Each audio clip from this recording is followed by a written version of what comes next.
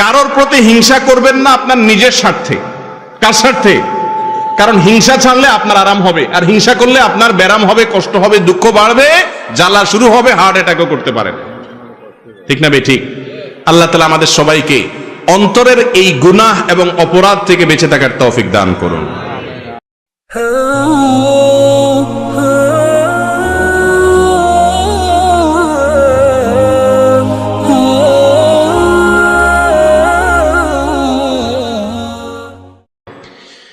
হিংসা এটা একটা গুনাহ, সগীরা গুনাহ না, কবিরা গুনাহ। এই হিংসা নাই এমন কোন মানুষ আছে? কঠিন। কারোর মধ্যে মাত্রা বেশি, কারোর মধ্যে কম, কিন্তু কম বেশ হিংসা সবার ভেতরে থাকে। ইল্লা মার রাহিমা রাব্বি, আল্লাহর কিছু খাঁটি বান্দা, তাদের কথা ব্যতিক্রম। যারা হাসাদ, কোরআনের ভাষায়, হাদিসের ভাষায় এটাকে বলা হয়েছে হাসাদ, বাংলায় বলি আমরা হিংসা। এই হিংসা নামক রোগ থেকে পরিচ্ছন্ন এবং মুক্ত মানুষের সংখ্যা একেবারেই কম।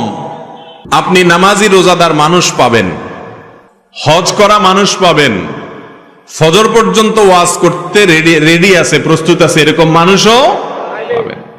কিন্তু মনটাকে হিংসা থেকে মুক্ত করা মানুষ পাওয়া বড় কঠিন। এই হিংসাটা, এটার পরিচয় হলো অন্য কারোর ভালো দেখলে নিজের ভিতরে অস্থির লাগা, অন্যের ভালো দেখলে নিজের কষ্ট লাগা, খারাপ লাগা, এটাকে বলে কি? হিংসা। এই রোগটা আমাদের মধ্যে আছে না নাই? প্রত্যেকটা মানুষ কারোর না কারোর সাথে তার একটা কম্পিটিশন থাকে, একটা প্রতিযোগিতা থাকে। যার সাথে তার প্রতিযোগিতা থাকে, ওই লোকটা একটু আগায় গেলে, ভালো পারলে, কোনো অ্যাচিভ হলে, কোনো ভালো অর্জন করলে, আপনার মনের ভেতরে যদি জ্বালা পোড়া শুরু হয়, আপনি যদি মনে মনে কামনা করেন তার ক্ষতিটা হোক, তাহলে এটার নাম হলো হিংসা। এই হিংসা কি সওয়াবের কাজ না গুনার কাজ? সগীরা গুনাহ না কবিরা গুনাহ?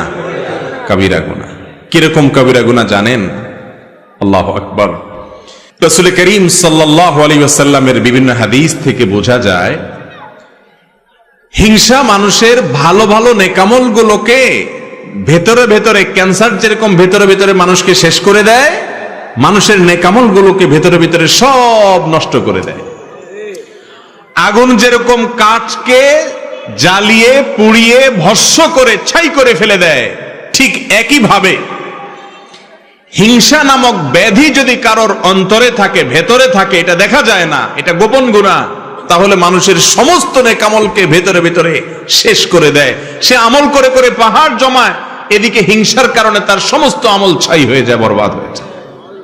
ভাইরা আমার, এই জন্য হিংসা নামক এই ভাইরাস থেকে নিজের বুকটাকে পরিচ্ছন্ন করার চেষ্টা করতে হবে। আল্লাহ তাআলা আমাদেরকে তৌফিক দান করুন। রাসূল করিম সাল্লাল্লাহু আলাইহি ওয়াসাল্লাম বলেছেন, আবু হুরায়রা রাদিয়াল্লাহু তাআলা হাদিস বর্ণনা করেছেন, লা তাহাসাদু, ও মুসলমানরা তোমরা একে অন্যের প্রতি হিংসা করো না। নবীজি নিষেধ করেছেন, এজন্য হিংসা করা হারাম। ওয়ালা তানাজাসু, তোমরা একে অন্যের বেচাকেনাতে মধ্যখান দিয়ে ঢুকে ডিস্টার্ব করিও না, ক্ষতি করিও না, প্রতারণা করিও না। ওয়ালা তাবাগাদু, এবং তোমরা একে অন্যের প্রতি শত্রুতা অন্তরে রাখিও না। ওয়াকুনু ইবাদাল্লাহি ইখওয়ানা, আর তোমরা আল্লাহর বান্দা, ভাই ভাই হয়ে থাকো।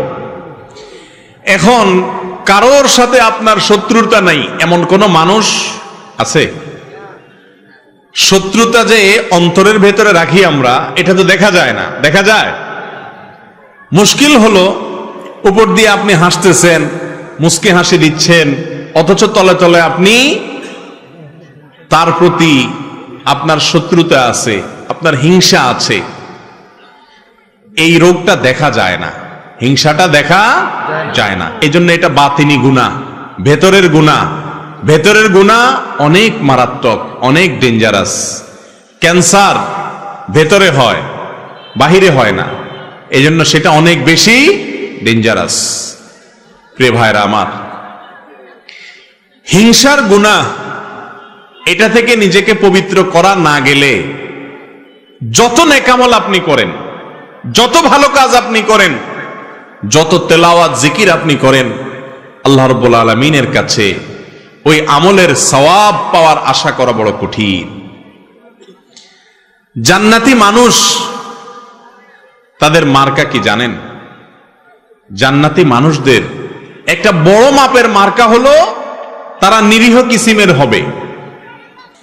একবার রাসূল করিম সাল্লাল্লাহু আলাইহি ওয়াসাল্লাম সাহাবীদেরকে বললেন, তোমরা একটু অপেক্ষা করো, একটু পরে একটা লোককে দেখতে পাবে যে লোকটা জান্নাতি। এখন জান্নাতি নবী করিম সাল্লাল্লাহু আলাইহি সাল্লাম রীতিমতো বলে দিচ্ছে নিশ্চয়তার সাথে যে একটু পর একটা লোক আসবে এখানে, তোমরা খেয়াল করো কে আসে, যে আসবে সেই লোকটা জান্নাতি। সাহাবায়ে কেরাম যারা জান্নাতের পাগল, এই কথা শুনে তারা তো সবাই অত্যন্ত সতর্কতার সাথে অপলক দৃষ্টিতে চেয়ে আছে কে আসে। দেখা গেল একজন লোক, যে লোকটাকে দেখে তারা ব্রু কুচকাতে লাগলেন। সবাই মনে করেছেন এটা বোধহয় আবু বকর, ওমর, ওসমান, আলী, এরকম সিনিয়র কোন বড় সাহাবী, তারাও জান্নাতি সুসংবাদ প্রাপ্ত ইনশাআল্লাহ। তারা মনে করেছেন এরকম কোন প্রসিদ্ধ সাহাবী হয়তো আসবে, কিন্তু দেখা গেল এমন একজন লোক আসলেন যিনি অখ্যাত, কেউ তাকে তেমন বেশি চিনে না, গুরুত্ব দেয় না। নবী করিম সাল্লাল্লাহু আলাইহি সাল্লামের এই কথা শোনার পর সাহাবায়ে কেরাম চিন্তা করলেন, নবীজি যেহেতু বলেছেন লোকটা জান্নাতি, তার মুখ থেকে সুসংবাদ পাওয়া, অতএব গুলি মিস হলে এটা তো মিস হতে পারে না, এই লোকটা তো জান্নাতি অবশ্যই হবে। তাহলে কি এমন আছে তার ভেতরে যে সেই গুণের কারণে সে জান্নাতি? এই জন্য সাহাবায়ে কেরামদের একটা দল কয়েকজন মিলে ওই সাহাবীর বাসায় সিসি ক্যামেরা বসাইলেন। সিসি ক্যামেরা মানে আজকালকার যুগে সিসি ক্যামেরা না, মানে মনিটরিং বসাইলেন। তারা খবর নিতে শুরু করলেন যে এই লোকটা কি করে। ওনারা মনে করছেন এই লোক বোধহয় সারাদিন রোজা রাখে আর সারা রাত দাঁড়িয়ে নামাজ কালাম পড়ে, এই জন্য কি নামাজ পড়ে, কি দোয়া পড়ে রাত্রে, এটা জেনে তারাও জান্নাতি হবেন সে আশায় ওই সাহাবীর ব্যক্তিগত জীবনকে পর্যবেক্ষণ করা শুরু করলেন। বহু চেষ্টা করে কয়েক রাত পর্যন্ত তার বাড়ির আশেপাশে অবস্থান নিয়ে সাহাবীরা তেমন কিছু উদ্ঘাটন করতে পারলেন না। দেখলেন না, এশা পড়ে যায়, শুয়ে যায়, আবার ফজরের সময় মসজিদে আসে, হয়তো বড় জোর তাহাজ্জুদটা পড়ে, আর বাকি রাত্রে তো নাক ডাকে আমাদের মতো ঘুমায়। লোকটা জান্নাতি, নবীজির মুখ থেকে সংবাদ পেয়ে গেল, কাহিনীটা কি? ওনারা নিজেরা উদ্ধার করতে যখন ব্যর্থ হলেন, এবার ওই লোকটাকে ধরছেন সাহাবীরা, যায় বলছেন, ভাই তোমার সম্পর্কে নবীজি এরকম কথা বলেছেন, কি এমন আমল তুমি করো আমাদেরকে একটু বলে দাও ভাই।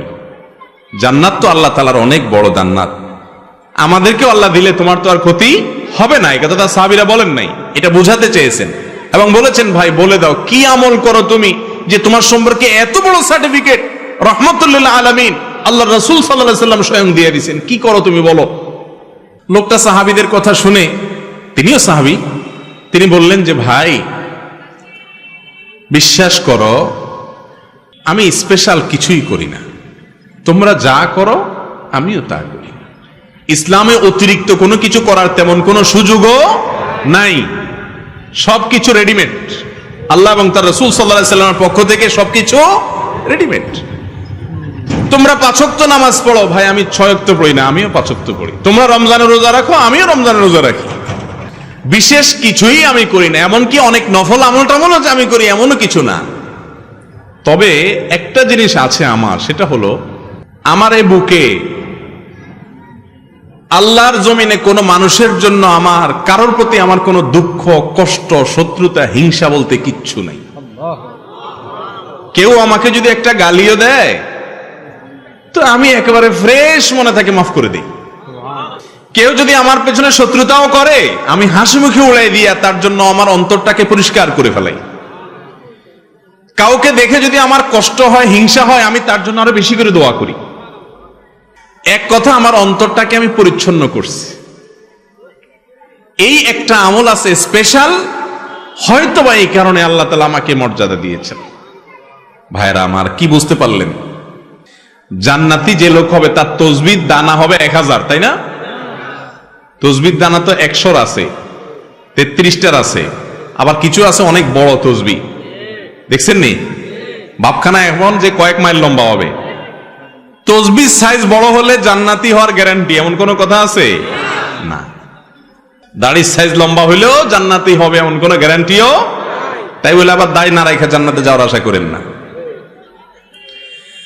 জান্নাতি লোকের জান্নাতে যাওয়ার সবচেয়ে সহজতম উপায়গুলোর মধ্যে থেকে একটা হলো নিজের কলবটাকে, অন্তরটাকে পরিষ্কার করে ফেলা।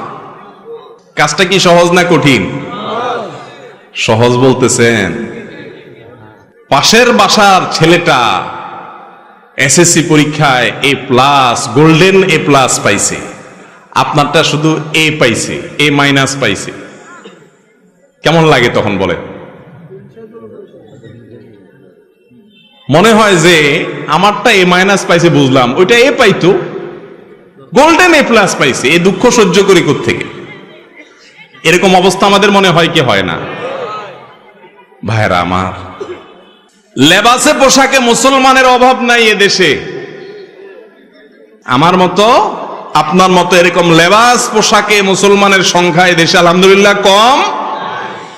ভেতর থেকে মুসলমান এর সংখ্যা এই দেশে অনেক কম। মালিক আমাদের অন্তরগুলোকে আপনি পরিষ্কার করে দেন। একজন খাঁটি মুসলমান, একজন জান্নাতি মানুষের অন্তরে কারোর প্রতি শত্রুতা, বিদ্বেষ, হিংসা থাকতে পারে না। মানুষ শত্রুতা করবে, চলতি পথে বহুত লোক আপনার শত্রুতা করবে, সবাই তো ফেরেশতা না, কিন্তু আপনার কাজ হলো সবার জন্য ক্ষমার দরজাটাকে একেবারে উন্মুক্ত করে দেওয়া। ভাইরা আমার, হিংসুক যখন অন্যের ভালো দেখে হিংসা করে, তখন কি সে নিজে সুখী হয় না দুঃখী হয়? আরো কারোর ভালো দেখে যদি আপনার ভেতরে জ্বলে, গ্যাস্ট্রিকের কারণে ভেতরে জ্বললে যেরকম কষ্ট হয়, কারোর ভালো দেখলে ভেতরে জ্বললে সেই জ্বালাতেও নাকি ভালো লাগে? কষ্ট হয়। ইবলিস আপনার আমার এত জঘন্য শত্রু যে সে সব সময় আমাদের যেটাতে কষ্ট হয় সেদিকে নিয়ে যায়।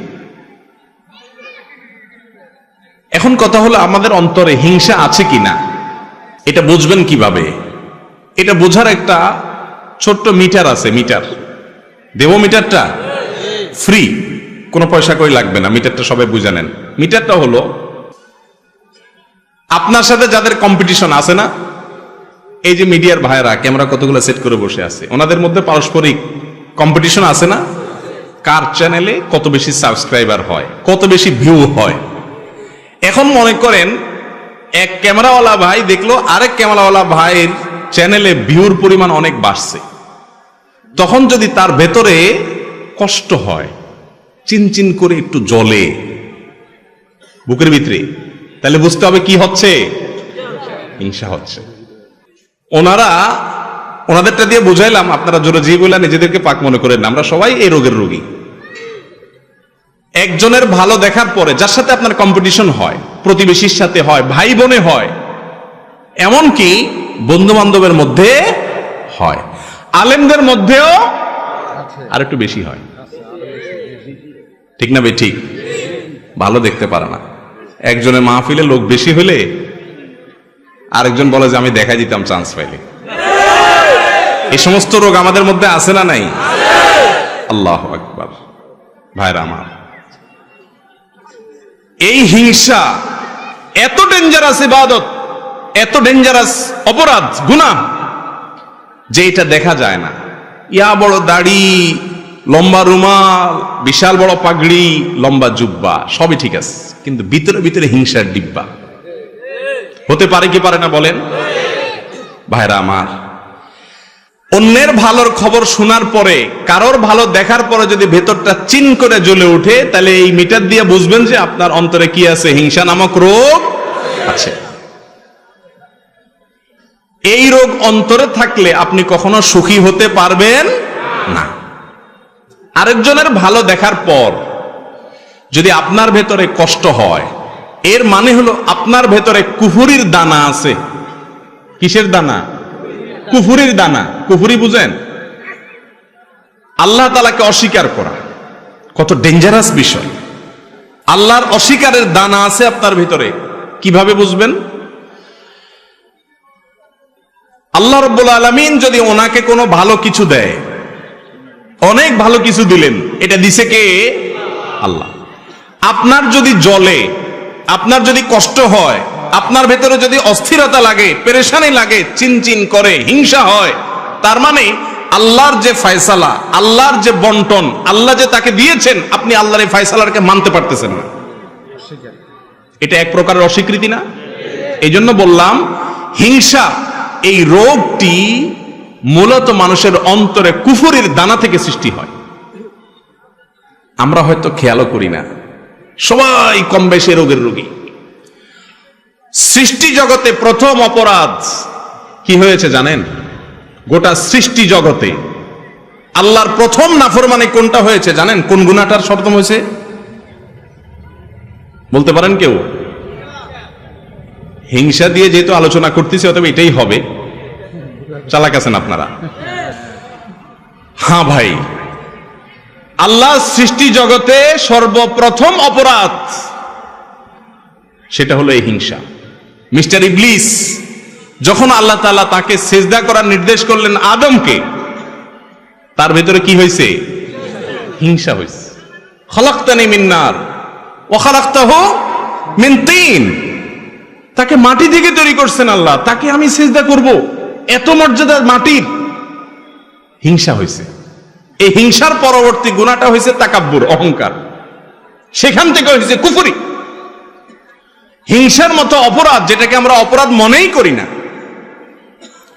জেনাকে অপরাধ মনে করি, চুরিকে অপরাধ মনে করি, মাদককে অপরাধ মনে করি, নামাজ ছাড়াকে অপরাধ মনে করি, বেপরদাকে অপরাধ মনে করি, গালিগালাজকে অপরাধ মনে করি, মানুষ হত্যাকে অপরাধ মনে করি, কারণ এগুলো সব দৃশ্যমান। কিন্তু হিংসা নামক অপরাধ, যে অপরাধ ছোট কোনো অপরাধ নয়, আমল বিনাশী অপরাধ, সেটাকে আমরা অপরাধ মনে করি না। ভাইরা আমার, আজ থেকে আপনার বুকে নিজে হাত দিয়ে চিন্তা করবেন, কল্পনা করবেন, ভাববেন কারোর ভালো দেখলে আপনার জ্বলে কিনা। পারবেন না ইনশাআল্লাহ? যে যদি দেখেন যে হ্যাঁ কারোর ভালো দেখলে আপনার ভেতরে জ্বলে, তাহলে বুঝতে হবে আপনার ভেতরে হিংসা আছে। এটাকে নোট করে ফেলবেন। নোট করার পর প্রতিজ্ঞা করবেন যে এই হিংসা আমি দূর করব। দূর করা ভেরি ইজি। রোগ ধরাটা হলো মূল। আপনি যদি ধরতে পারেন যে আপনার অন্তরে অমুকের প্রতি হিংসা আছে, ওনার প্রতি হিংসা আছে, যদি আপনি ধরতে পারেন, তাহলে ইনশাআল্লাহ ট্রিটমেন্ট ভেরি ইজি। আমি ট্রিটমেন্ট বলতেছি একেবারে সহজ, কিন্তু আগে আপনাকে খুঁজে বের করতে হবে কার প্রতি আমার হিংসা হয়। খুঁজে বের করার পর দ্বিতীয় কাজ হলো চিন্তা করবেন, আমি যদি হিংসা করি তাহলে কেমন যেন আমি আল্লাহর ফয়সালাকে অস্বীকার করলাম। ঠিক না? ঠিক বলেন। আল্লাহ তাআলা পাশের বাসার আমার প্রতিবেশীর ছেলেকে মেয়েকে ভালো রেজাল্ট দিয়েছেন, এই দানটা তো আল্লাহর, তো আমার আল্লাহ দিয়েছেন, আমার যদি কষ্ট লাগে তার মানে আল্লাহর বন্টনটাকে আমি মানলাম না। ডেঞ্জারাস ব্যাপার, কুফরি। এটা মানুষকে আস্তে আস্তে ওই ইবলিসকে যেরকম কাফের বানিয়ে দিয়েছে, আস্তে আস্তে মানুষকে কুফরি পর্যন্ত নিয়ে যায়। এই কথার যখন চিন্তা করবেন, তখন ইনশাআল্লাহ নিজের ভেতরে হিংসা দূর হওয়ার প্রাথমিক পদক্ষেপ চলে আসবে, যে এটা তো আল্লাহর বন্টন, আমি হিংসা করে কি লাভ হবে? হিংসুক হিংসা করে পৃথিবীর কারোর কোনো ক্ষতি করতে পারে না। বরং আপনি কি করবেন? ওই মালিকের সাথে কথা বলা শুরু করবেন। বলবেন, মালিক, তুমি তাকে দিয়েছ, তোমার ভান্ডারে তো কোনো কমতি নাই, তাকে দিয়েছ, তার জন্য আমার কোনো কষ্ট নাই, আরো দাও, কিন্তু আমাকেও দাও সাথে মালিক। ব্যাস, এটার নাম হলো গিবতা, বাংলা বলে ঈর্ষা। এটা খারাপ না, এটা জায়েজ আছে। কারোর ভালো দেখছেন, দেখার পরে বললেন যে আল্লাহ, তাকে আপনি দিয়েছেন, এটা নিয়ে আমার আপত্তি নেই মালিক, আপনি সিদ্ধান্ত নিয়েছেন দেওয়ার, অতএব নিশ্চয়ই এর ভেতরে কল্যাণ আছে। আপনার ফয়সালার প্রতি আমার কোনো অভিযোগ নাই মালিক, তাকে দিয়েছেন আরো দেন, আমাকেও দেন। হলো কি? ঈর্ষা। এই ঈর্ষাটা হিংসার মতো নিন্দনীয় বা খারাপ না। যদি আপনার মনের ভেতরে কারোর প্রতি হিংসা হয়, আল্লাহর কসম করে বলতেছি, পরীক্ষা করে দেখেন, নিজের ভেতরে অ্যাপ্লাই করে দেখেন, প্রয়োগ করে দেখেন। যদি আপনি হিংসার রোগ ধরতে পারেন যে অমুকের উন্নতিতে আমার ভেতরে জ্বালা পড়া শুরু হয়েছে, এরপরে আল্লাহর সাথে যদি কথা বলেন, আল্লাহ ওনাকে দিয়েছেন ভালো কথা, আমি আপনার নাখান্দা গোলাম, আমার হয়তো উপযুক্ততা নাই, তার হয়তো কোনো গোপন ভালো আমলের কারণে তাকে দিয়েছেন, আল্লাহ আমাকেও দেন। এভাবে যদি আল্লাহর সাথে কথা বলেন, দেখবেন যে হিংসা অর্ধেক মন থেকে এমনি দূর হয়ে গেছে। এরপরে দ্বিতীয় যে কাজটা করবেন তা হলো, তারপরেও যদি দেখেন না চিনচিন করে জলে জলে, এবার অ্যান্টিবায়োটিক দিবেন। অ্যান্টিবায়োটিক কি জানেন? অ্যান্টিবায়োটিক হলো নিজের প্রতি নিজের সংগ্রাম। এবার এটাকে বলে আত্মসংগ্রাম। নিজের বিরুদ্ধে নিজে যুদ্ধ করতে হবে। এখন এবার আপনাকে অ্যান্টিবায়োটিকে যেতে হবে, অপারেশনও বলতে পারে। সেটা হলো এবার নিজের নফসকে বলবেন, নফস আমার আল্লাহ তাকে দিয়েছে, তোমার কাছে কষ্ট লাগে, তুমি হিংসুক, ছোট লোক, অতএব এটার শাস্তি হলো তুমি আল্লাহর কাছে মনে না চাইলে হুদামিসা দোয়া করো, এমনি দোয়া করো। আত্মলি বলো, আল্লাহ ওনাকে যা দিয়েছেন আল্লাহ ওনাকে আরো দেন, আরো দেন। আল্লাহ আল্লাহ আপনার শুকর, আপনি তাকে দিয়েছেন, তার ছেলেকে এ প্লাস দিয়েছেন, আল্লাহ আরো দেন। আল্লাহ ওনার ব্যবসায় অল্প দিনে এত লাভ করছে, আল্লাহ ডবল করে দেন। মনে চাবে না, কিন্তু মনের বিরুদ্ধে মুখে আল্লাহর কাছে কি করবেন? এটা বললে আপনার ভেতরকার যে প্রবৃত্তি, আত্মা, নফস, এই নফস রুসওয়া হবে, বেইজ্জত হবে, লাঞ্ছিত হবে, এবং ইনশাআল্লাহ হিংসা থেকে সে আস্তে আস্তে সরে আসবে।